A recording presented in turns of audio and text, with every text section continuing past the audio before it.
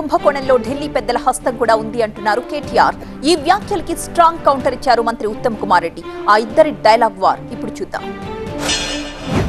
Civil supplies corporation ఇవాళ ఒక కామధేనువుగా కల్పతరువుగా మార్చుకొని 1100 కోట్ల రూపాయలు ఇవాళ కుంభకోణానికి తెరలేపింది.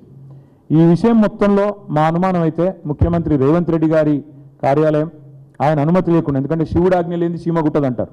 ఇవాళ రేవంత్ రెడ్డి పాత్ర లేనిది, రేవంత్ రెడ్డి ఆజ్ఞ లేనిది ఉత్తమ్ కుమార్ రెడ్డి గారు అది చేస్తారని నేనైతే అనుకోను.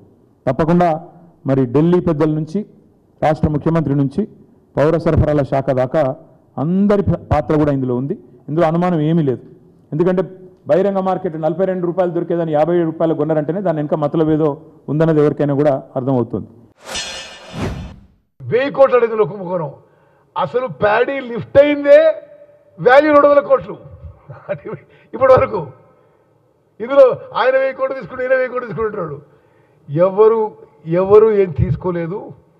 ఇది ఖచ్చితంగా ప్రొసీజర్ ప్రకారం, రూల్ ప్రకారం జరిగిన విషయం. ఈ రాష్ట్ర ప్రభుత్వం సివిల్ సప్లైస్ విషయంలో మరి పూర్తిగా పారదర్శకంగా మేము వ్యవహరిస్తున్నామని చెప్పి నేను మనవి చేస్తున్నా.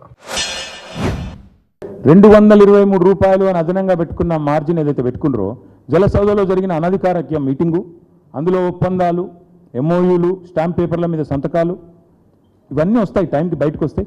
సిట్టింగ్ జడ్జితో విచారణ జరిపించమనండి, లేదా enforcement directorate or CBI enter అయితే ఆటోమేటిక్గా అన్ని అనధికారిక ఒప్పందాలు, స్టాంప్ పేపర్లు, జలసౌధ మీటింగులు, అందులో పాల్గొన్నవారు, పిలిచిన నలుగురిని మాట్లాడితే అన్ని బయటకు వస్తాయి.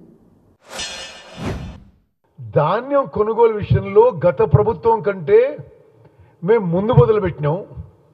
ఎక్కువ కేంద్రాలు ఓపెన్ చేసినాం, ఎక్కువ కొనుగోలు చేసినాం.